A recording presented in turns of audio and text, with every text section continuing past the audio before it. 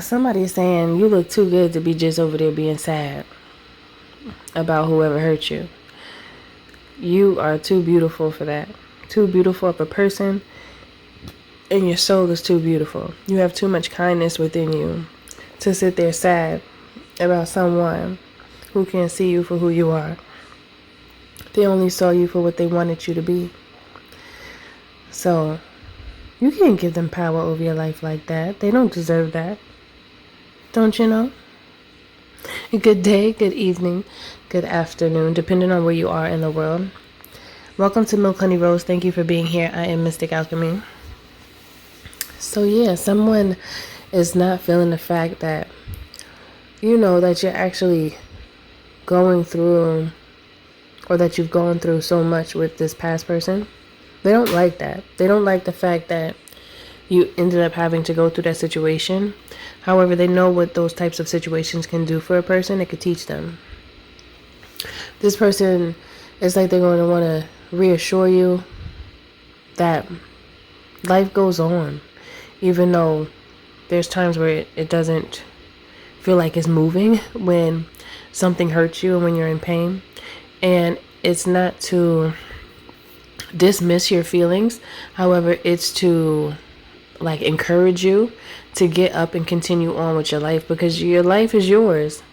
You don't want to trade in your good energy for someone else's bad energy that they actually projected onto you. You have someone coming through like, I don't want to see you waste your life away off the strength of someone who doesn't even know their way.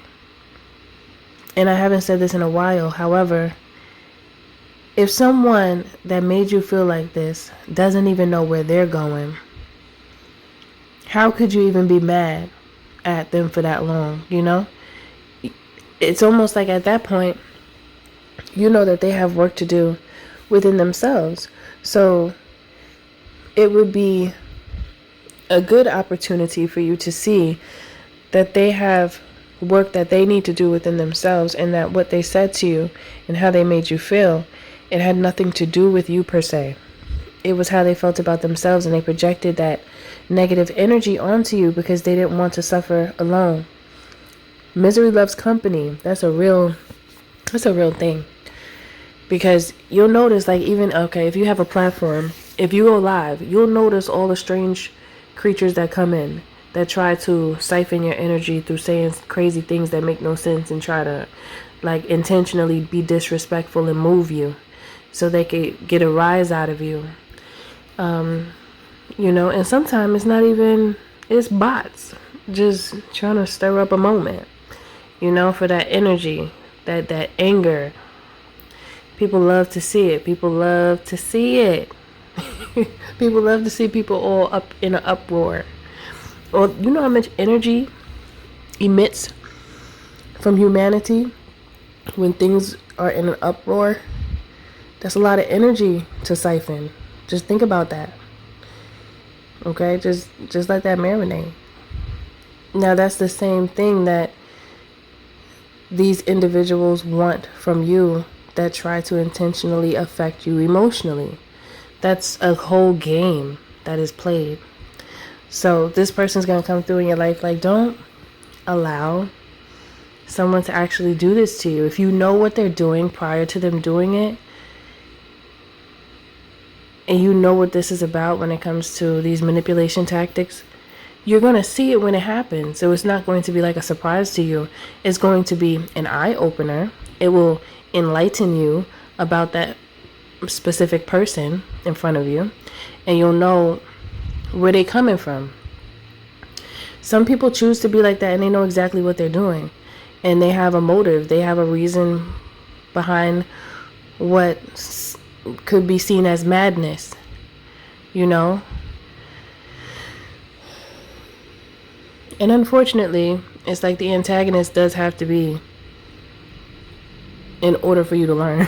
It sounds crazy, I know, and it could be very aggravating and annoying to many. But that antagonistic energy, it teaches you to stay the hell away. Okay, If you know that that's not the type of energy that you want around you, and that's not the energy that you deem as someone that you could really click with, someone that you could really connect with, then you already know that that's not somebody that's going to be in your circle because of how they move. Okay? If they moving funny and you don't feel confident in them being real with you, what is the point of having them around? Right? The more you think like that, the more you protect yourself from the nonsense, because I know a lot of you have learned about these things already.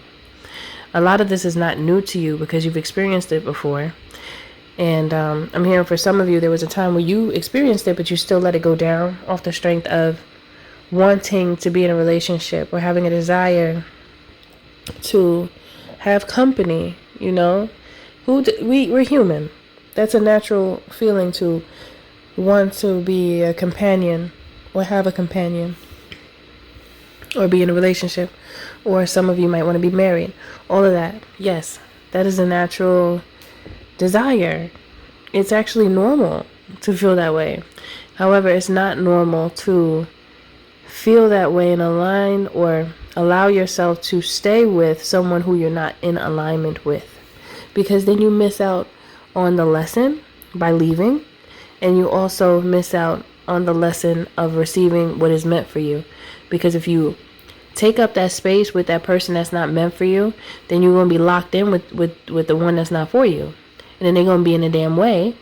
And then it's like, this is a damn it Becky moment, because you're going to miss that love train. Okay, people all over the world, join in. We got a love train. I don't know, that song always pops up in my head. But you don't want to miss your love train. Okay, the love train is full of love, and there's various levels to it. It's not just romantic love. It's love for self. It's love for what you do. It's love for your family. Love for the people that love you back. Love for your environment. Love for your territory. Love for what you know. Love for what you learn. Love for even what you don't know and you trying to figure it out.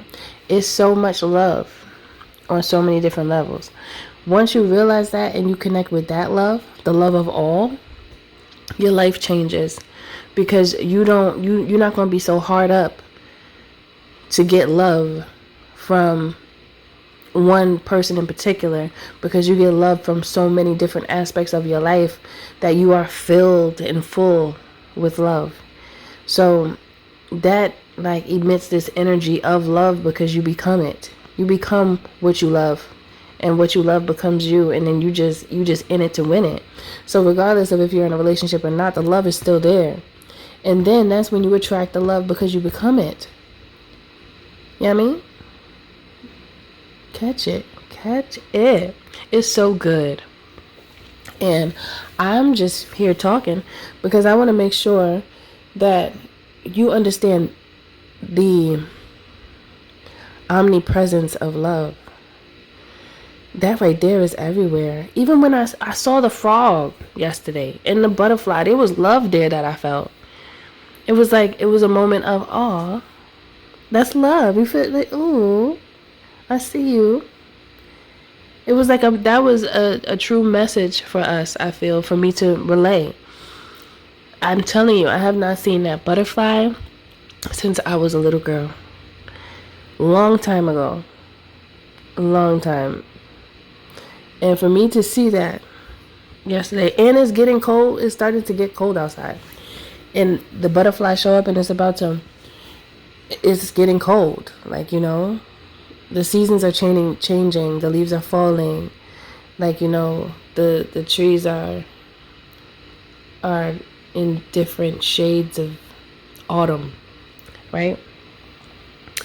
So I say all that to say that there's someone that doesn't want you to be sad about someone that's not worth being sad about. You know, there's so much love available to you if you would just sit down and pay attention to it. There's other ways of love. There's other levels of love. And those are the levels that actually bring the real love that you desire in the romantic sector. You have to understand love and feel love and be loved before you are ready to receive love. Okay? So this is what this person is going to come through and tell you. You too damn fine to be sitting there looking sad all the time. Okay? Just look in the mirror and smile because you're beautiful. Look in the mirror and smile because of what you know. Because knowledge is power. Look in the mirror and smile because of what you can do and what you're capable of. You have a lot in there that it's like the distractions could be taking you away from what is truly there for you to, I heard, conquer. What is truly there within you for you to resolve. What is truly there for you to create. There's so much. So much. There's so many gifts for you, and it's up to you to seek them and take time with yourself, and don't do your best not to be distracted by what has not worked. Look at what does work. And if you're going to look at what has not worked, use it as a lesson. Use it for risk management. Okay? That's what things that go in a direction of the unfavorable path, you learn from them and you take the jewels and the lessons and you apply them to the future, so that it's very likely you won't go through that thing again because you learn from it. So when something similar comes up, you're going to recognize it. You're going to be like, oh yeah, nah, I'm good off that. You know, it's just easy when you think about things in such a way. It makes life easier and you learn continuously without trying so hard. It becomes natural. Okay, my loves. So that is it for this message. Thank you for listening. Thank you for being here. Don't forget to hit that like, share, and subscribe button if you're feeling my vibe, especially if the message does resonate with you. Also, if you would like to book a reading or a healthy conversation, you can visit www.milkhoneyRose.org to do so. And you can join the membership just to support me, and I appreciate all of those who do decide to join. Thank you, and you are appreciated. Sending my love to you, and I'll see you in the next one.